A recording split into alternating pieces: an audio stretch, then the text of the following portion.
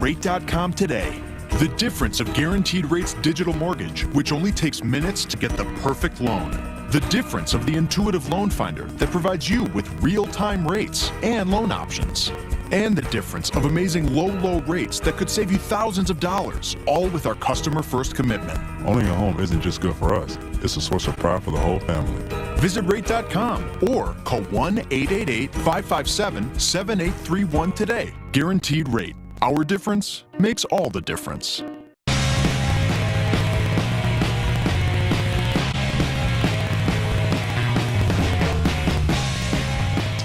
Harvey Weinstein is gone. The disgraced studio mogul resigned from the Weinstein Company today, confirming his unofficial ouster last week. The scandal grows, though. According to Variety, Weinstein's brother Bob is now facing his own accusations of sexual harassment. Chris Spargo is a reporter at thedailymail.com. He's been covering this story extensively, and he joins us tonight. Chris, his brother is now being accused? That's right. Right after the board meeting this morning, new allegations came out that Bob Weinstein, apparently in 2016, had over the course of 3 months very aggressively pursued a producer on one of his shows, The Mist, which is on Spike TV, took her to dinner, then afterwards suggested they maybe go to his hotel room. She claims that she very firmly denied this offer. She said she didn't want anything more than a professional relationship, but still allegedly pursued this relationship, emailed her relentlessly, tried to get her to go alone to his house in Malibu at some point. And after 3 months of this, she claims that she had to get her lawyer to contact the Weinstein Company and ask them to have him stop. Yeah, it's a bad sign when the lawyer gets involved. What's the claim count on this story so far? Do you have any sense of how many women have come forward to allege abuse? It has really gotten out of control at this point, but we do know for sure at this point that the number of women making allegations of assault and or harassment is over 50 right now. Over 50. So, I mean, does each one represent a legal action, do you think? It depends on the state, of course. In some places there's a statute, some places there aren't. We do know that in New York there are currently probes into 2 allegations of sexual assault against Mr. Weinstein. One of the women who shared her stories in the New Yorker, and another woman whose identity we do not know at this time. And those would be criminal probes by the state? Those would indeed, yes. Interesting. So Harvey Weinstein is or is no longer affiliated with his company? So this is where it's a little bit tricky. So after all this talk of him really wanting to go in today and fight for his position, we learned that he resigned, but he does still have a 23% stake in the company. So it remains to be seen what's going to happen with that. Obviously, many directors and actors have been very firm about the fact they have no desire to work with him. So if the company is going to be bought, it would seem he'd have to be bought out by whoever decides to come in, because no one is going to do anything that's going to profit him. So when this story broke a couple of weeks ago, Lisa Bloom was center stage representing Harvey Weinstein and basically making assurances that everything is fine, it's cool. When it got out of control, she fled the scene. Has she reemerged? Have you seen her recently, or is she in hiding? She actually was with Black China, one of her former clients last night, Rob Kardashian's estranged girlfriend. But she's just sort of returned to her typical thing and tried to sort of distance herself from this as much as possible, which is what every lawyer and spokesperson who's been involved in it for the most part for the past 2 weeks has done. The company itself is without a spokesperson currently. You have to actually call their office to speak to someone. Except in contrast, I think with most lawyers, Lisa Bloom has been accused of, in effect, bribery by Rose McGowan, who said she offered her some huge number of dollars, $6 million. To change her story on Harvey Weinstein. Any movement on that story? Yeah, Rose McGowan. And Rose McGowan is not the only one. There was also a report yesterday that one of the profiteers of a club where an alleged assault took place was called by lawyers for Weinstein and asked if he could sort of go on the record and say that this had never happened. So it seems that this might be a new story coming to light where multiple people were contacted about keeping quiet or denying claims that were being made by victims. Yeah, I mean, it's like if you think Harvey Weinstein was sleazy, wait till you meet his lawyers. Yeah. I mean, they're really unbelievable.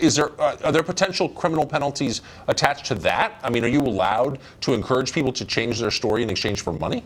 It depends. I think that it would happen to, someone who actually accepted that payout, which, again, this is all developing and it's sort of unbelievable with each new thing we learn. So there's a very real sort of feeling that this might get into the point where someone is going to get charged who was representing Weinstein. Yeah, that would not surprise me at all. We'll be watching carefully. Chris, thanks a lot for that. Thanks for having me. A new report from the Hill newspaper says that the FBI has uncovered evidence of a major Russian bribery effort just before the Obama administration's approval of a deal back in 2010 that gave Russia control over large amounts of American uranium. Why would the Obama administration give Russia control over that? Great question. To answer that and others, we've invited Fox Chief National Correspondent Ed Henry, who has the very latest. Hey, Ed. Tucker, good to see you. This is a major exclusive from the Hill newspaper because it's raising new questions about just what kind of relationship the Obamas and the Clintons had with the Russians amid all of these other investigations going on right now here in Washington about the Trump campaign and alleged Russian collusion. The Hill exclusive goes back, as you say, to 2010 when the Obama administration approved a controversial deal to give Moscow control of a majority of a big chunk of, I should say, American uranium. And what they have in this report is that the FBI was actually investigating in 2002, 2009, 2010, the fact that money was pouring into the U.S. from Russian sources, Russian nuclear industry officials, kickbacks, all kinds of money, all kinds of problems. And they say in this report, quote, federal agents obtained an eyewitness account backed by documents indicating Russian nuclear officials had routed millions of dollars to the U.S. designed to benefit former President Bill Clinton's charitable foundation during the time Secretary of State Hillary Clinton served on a government body that provided a favorable decision to Moscow. Obviously, she was running the State Department at the time. It was a panel within that department that was deciding this. The story goes on to say the Obama administration and the Clintons defended their actions at the time, insisting there was no evidence that any Russians or donors engaged in wrongdoing, and there was no national security reason for any member of the committee to oppose this Uranium One deal. But FBI, Energy Department, and court documents reviewed by the Hill newspaper show the FBI, in fact, had gathered substantial evidence well before the committee's decision that Vadim Milkarin, the main Russian overseeing Vladimir Putin's nuclear expansion inside the U.S., was engaged in wrongdoing starting in 2009. What's interesting is that the Justice Department began investigating this 2009, 2010, investigated it for 4 years, but obviously we've never seen anyone charged from all of this.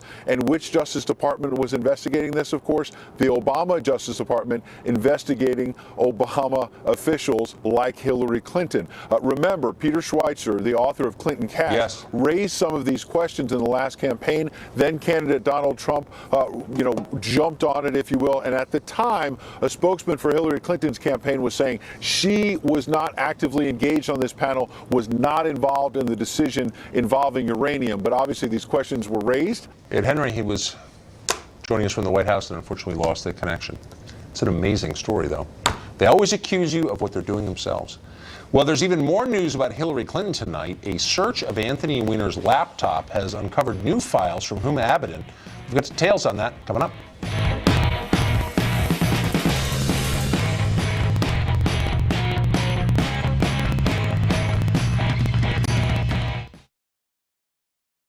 Needles, essential for vinyl, but maybe not for people with rheumatoid arthritis, because there are options, like an unjection. Xeljanz XR, a once-daily pill for adults with moderate to severe RA for whom methotrexate did not work well. Xeljanz XR can reduce pain, swelling, and further joint damage even without methotrexate. Xeljanz XR can lower your ability to fight infections, including tuberculosis. Serious, sometimes fatal infections, lymphoma, and other cancers have happened. Don't start Xeljanz XR if you have an infection. Tears in the stomach or intestines, low blood cell counts, and higher liver tests and cholesterol levels have happened. Your doctor should perform blood tests before you start and while taking Xeljanz XR and monitor certain liver tests. Tell your doctor if you are in a region where fungal infections are common and if you have had TB, hepatitis B or C, or are prone to infections. Needles, a must for vinyl. But for you, one pill a day may provide symptom relief. Ask your doctor about Xeljanz XR, an injection. Statins lower cholesterol, but could also lower your body's natural CoQ10. Cunol helps restore this heart-healthy nutrient with 3 times better absorption. Cunol has the #1 cardiologist-recommended form of CoQ10. Cunol, the better CoQ10. She needs to go to college. I don't know how we'll do it. Never stop till we get there.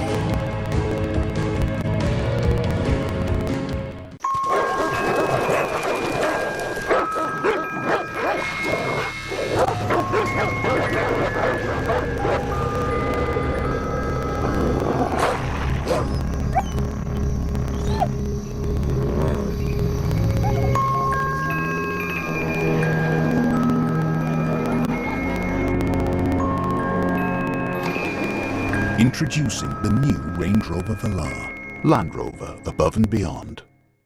This picture, it's a memory. It's a beautiful day with a special someone with a great smile.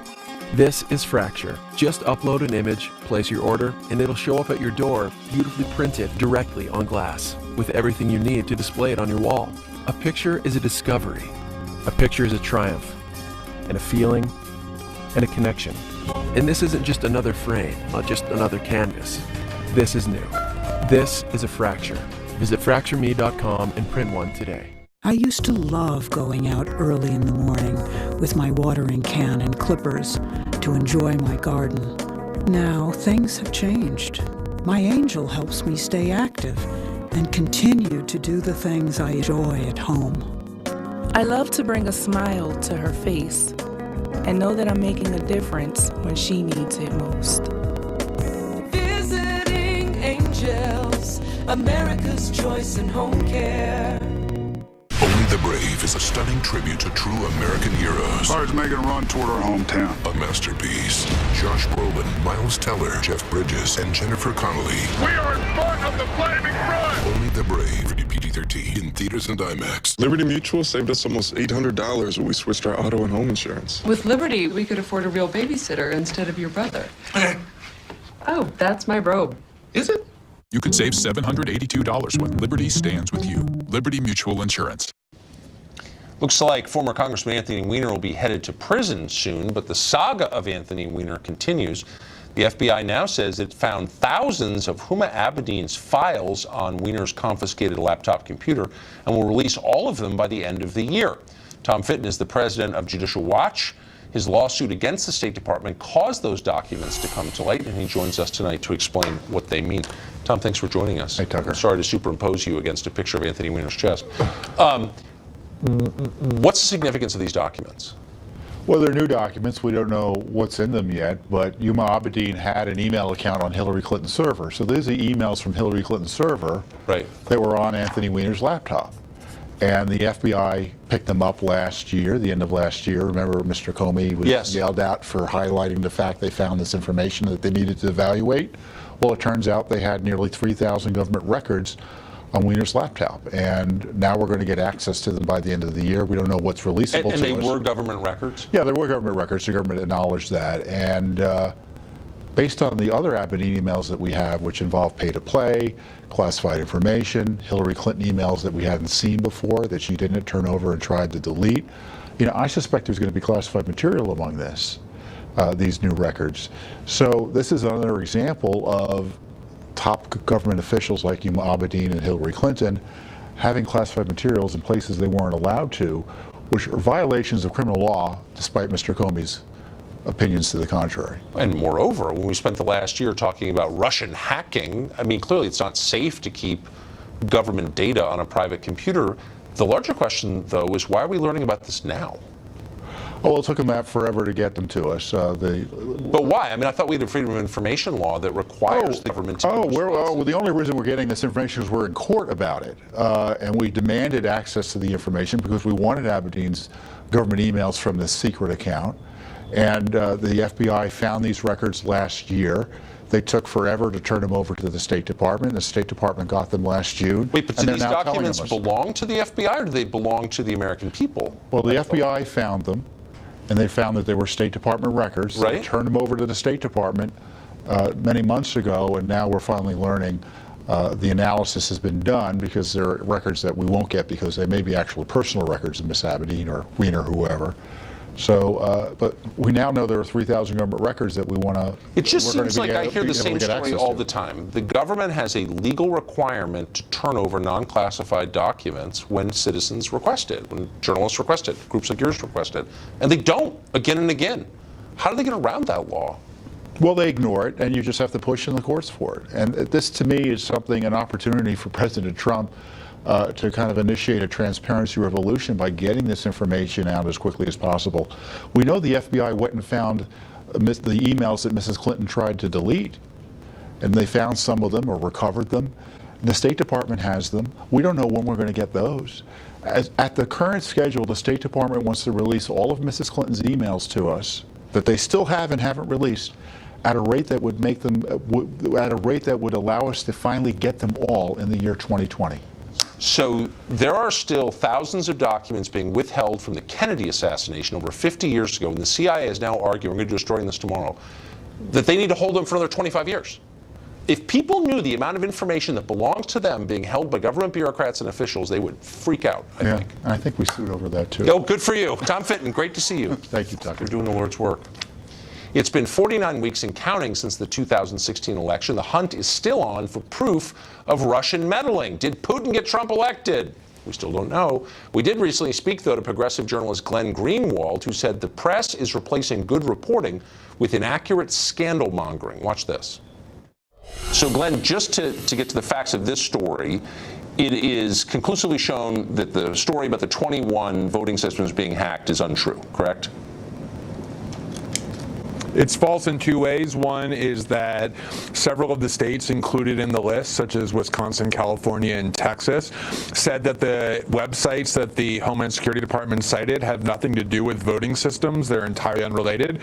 And it's false in a second way, which is a lot of the stories, in fact, most of them said that Russia tried to hack into the voting systems, when in fact, even Homeland Security, it can only show that what they did was scan those computer systems, which is basically casing something to see for vulnerabilities, and made no attempts to actually hack into them. So it was false on various levels. So you and I don't agree on a lot of issues, but I think we share the same concern about this story, and that is that American journalists are being manipulated for whatever reason by the intelligence community in the United States. And I'm wondering why, after years of having this happen to American journalists, they're allowing this to happen again. Well, that's the thing. I would reframe that a little bit. I don't actually think so much that journalists are the victims in the sense of that formulation, that they're being manipulated. I think at best what you can say for them is they're willingly and eagerly being manipulated. Because what you see is over and over, they publish really inflammatory stories that turn out to be totally false. And what happens in those cases? Nothing. They get enormous benefits when they publish recklessly. They get applause on social media from their peers. They get zillions of retweets, huge amounts of traffic. They end up on TV. They get applauded across the spectrum because people are so giddy and eager to hear more about this Russia and Trump story. And when their stories get completely debunked, it just kind of everybody agrees to ignore it, and everyone moves on, and they pay no price. At the same time, they're feeding and pleasing their sources by publishing these stories that their sources want them to publish. And so there's huge amounts of career benefits and reputational benefits and very little cost when they publish stories that end up being debunked, because the narrative they're serving is a popular one, at least within their peer circles. Gosh, that's so dishonest. I mean, I think all of us in journalism have gotten things wrong. I certainly have. And you feel bad about it. I mean, you really do. And there's a consequence. You really think there's that level of dishonesty in the American press? I think what it is more than dishonesty is a really warped incentive scheme bolstered by this very severe groupthink that social media is fostering in ways that we don't yet fully understand. Yes. Most journalists these days aren't in congressional committees or at zoning board meetings or using shoe letter reporting. They're sitting on Twitter talking to one another. And this produces this extreme groupthink where these orthodoxies arise, and deviating from them or questioning them or challenging, believe me, results in all kinds of recrimination and scorn. And embracing them produces this sort of in-group mentality where you're rewarded. And I think a lot of it is about that kind of behavior. That is really deep. I mean, you live in a foreign country. I'm not on social media, so maybe we've got a little bit of distance from this. Where do you think this story's going? What's the next incarnation of it? Well, the odd part about it, and about the impatience that journalists have in trying to just jump to the finish line, is that there are numerous investigations underway in the city, including by credible investigators, including Senator Burr and Warner and the Senate Intelligence Committee, which most people seem to trust, and certainly Robert Mueller, who's armed with subpoena power, and everyone is really eager to lavish with praise.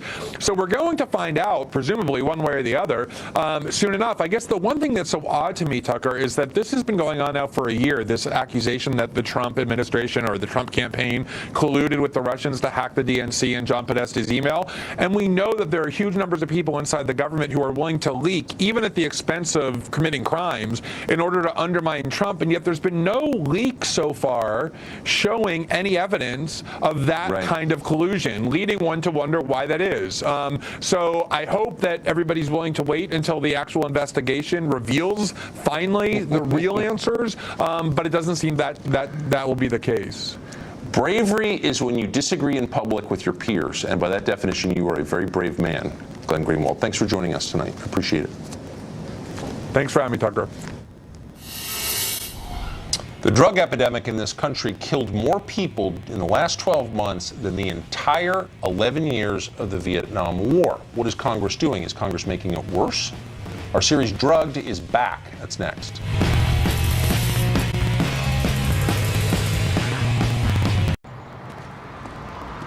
I don't want to sound paranoid, but do you think our recent online sales success seems a little strange? Nah. Ever since we switched to FedEx Ground, business has been great. They're affordable and fast. Maybe too affordable and fast. What if people aren't buying these books online, but they are buying them to protect their secrets? Hi, Bill. If that is your real name. It's William, actually. Affordable, fast FedEx Ground. When you look for things, when you search the polished showrooms, you are looking for me.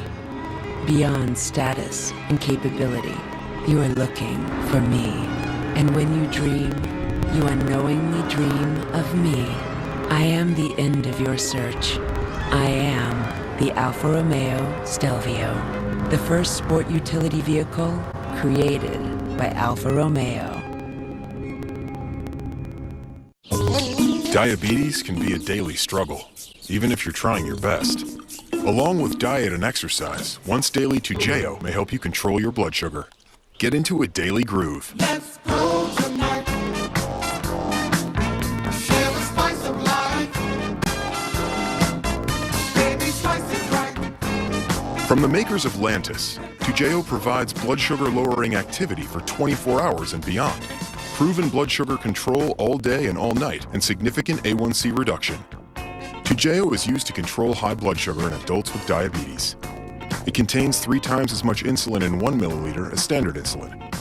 Don't use Toujeo to treat diabetic ketoacidosis during episodes of low blood sugar or if you're allergic to insulin. Get medical help right away if you have a serious allergic reaction such as body rash or trouble breathing. Don't reuse needles or share insulin pens. The most common side effect is low blood sugar, which can be life-threatening. It may cause shaking, sweating, fast heartbeat, and blurred vision. Check your blood sugar levels daily. Injection site reactions may occur. Don't change your dose of insulin without talking to your doctor. Tell your doctor about all your medicines and medical conditions. Check insulin label each time you inject. Taking TZDs with insulins like Toujeo may cause heart failure that can lead to death. Find your rhythm and keep on grooving. Ask your doctor about Toujeo. I'm 47, but I feel like I'm 25. I'm 49, and I can't believe I look this good. I'm 45, and the Max Trainer has put me in the best shape of my life.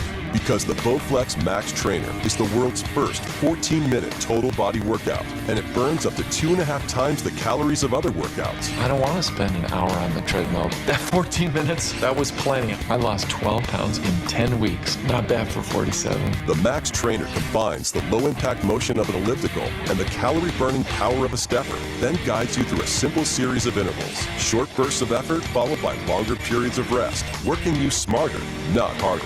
You watch the little speedometer go up, and that pushes you. I lost 12.5 pounds in just 10 weeks. I love being in shape so I can keep up with my kids. You're using your whole body. It's very low impact. I lost 42 pounds in 10 weeks. I feel like I'm 18 again. Call or go to ordermaxtrainer.com to learn about special financing for 18 months and how you can save over $450. That's ordermaxtrainer.com. We are wired with 100 billion nerve cells, so when aggravated nerves cause pain, our latest innovation can help. New Salonpas Lidocaine Plus, available as a roll-on or cream. New Salonpas Lidocaine Plus starts to work on contact with one anesthetic that numbs nerves fast, plus a second anesthetic, maximum strength lidocaine. That's 2 powerful medicines that provide targeted relief that calms nerves for hours. New Salonpas Lidocaine Plus, a real plus when fighting pain. Also try Salonpas Lidocaine Gel Patch.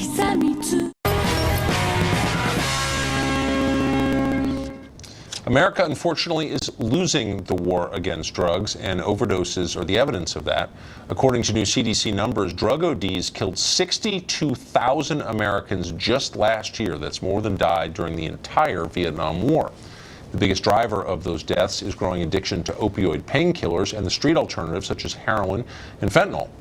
It's one of the greatest crises in American history, and yet Congress seems mostly oblivious to it, at best slow and indecisive. Could Big Pharma's lobbying efforts be a reason why? That's a rhetorical question. The answer, of course, is yes. Matt Murphy was once chief of pharmaceutical investigations for the DEA. He's now president of Pharma Compliance Group. Matt Murphy joins us tonight. Matt, thank you for joining us. Thanks for having me, Tucker. It's a pleasure to be with you tonight. So those numbers are they're almost hard to believe. Over 60,000 Americans dead in 1 year of drug OD. What should the Congress be doing?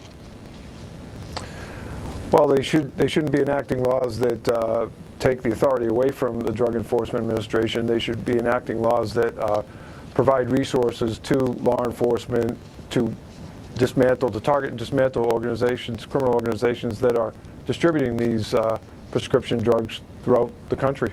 Yes.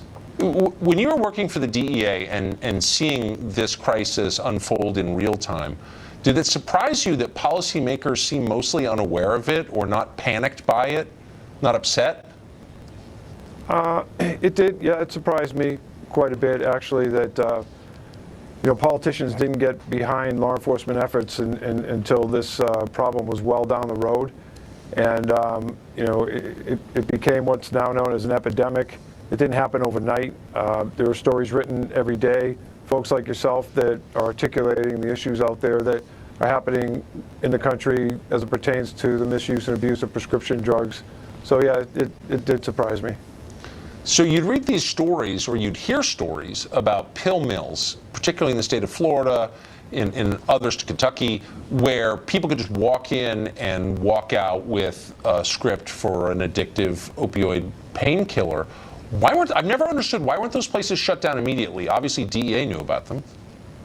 Yeah. Well, there were, many of them were shut down, and people were prosecuted and went to jail that owned and operated those, which you refer to as pill mills, which is appropriate. But this problem started before pill mills. Pill mills were a reaction to when we shut down internet pharmacies.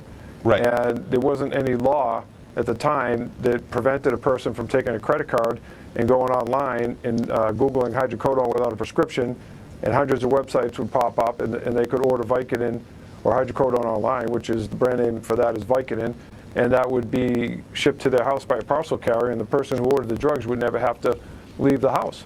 Right. So the Ryan-Haight Act legislation was passed, and that mandated at least one face-to-face doctor-patient visit before a prescription for a controlled substance could be issued. And that was a case of where the technology got ahead of the law, and subsequently the law did catch up.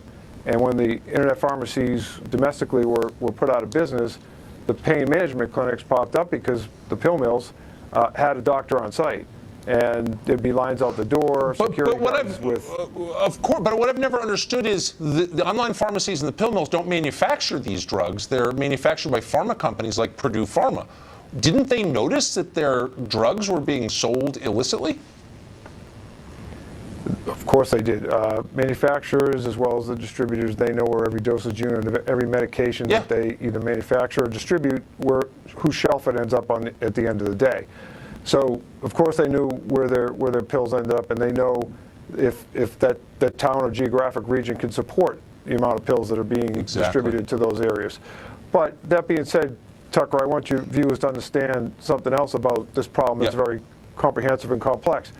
There are practitioners and there are pharmacists that have a corresponding responsibility to ensure that every prescription they write for practitioners and fill for pharmacists are written for a legitimate medical purpose. If they're not written for a legitimate medical purpose, like there's a doctor in the neighborhood who's writing the same prescription for everybody that comes in the door, they shouldn't be filling those prescriptions, and the doctor shouldn't be writing those prescriptions. They should be punished because it's a violation of decency, among other things.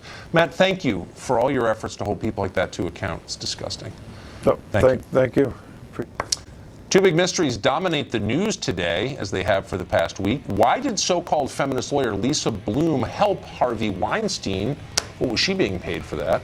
And new reports that the vanishing Las Vegas guard may have used a stranger Social Security number to work at Mandalay Bay. New details on both of those coming up.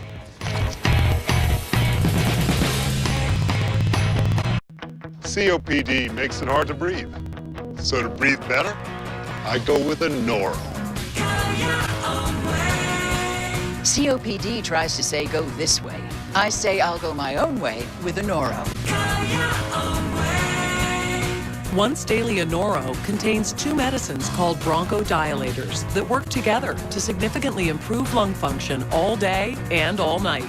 Anoro is not for asthma. It contains a type of medicine that increases risk of death in people with asthma. The risk is unknown in COPD. Anoro won't replace rescue inhalers for sudden symptoms and should not be used more than once a day. Tell your doctor if you have a heart condition, high blood pressure, glaucoma, prostate, bladder, or urinary problems. These may worsen with Anoro. Call your doctor if you have worsened breathing, chest pain, mouth or tongue swelling, problems urinating, vision changes, or eye pain while taking Anoro. Ask your doctor about a Noro.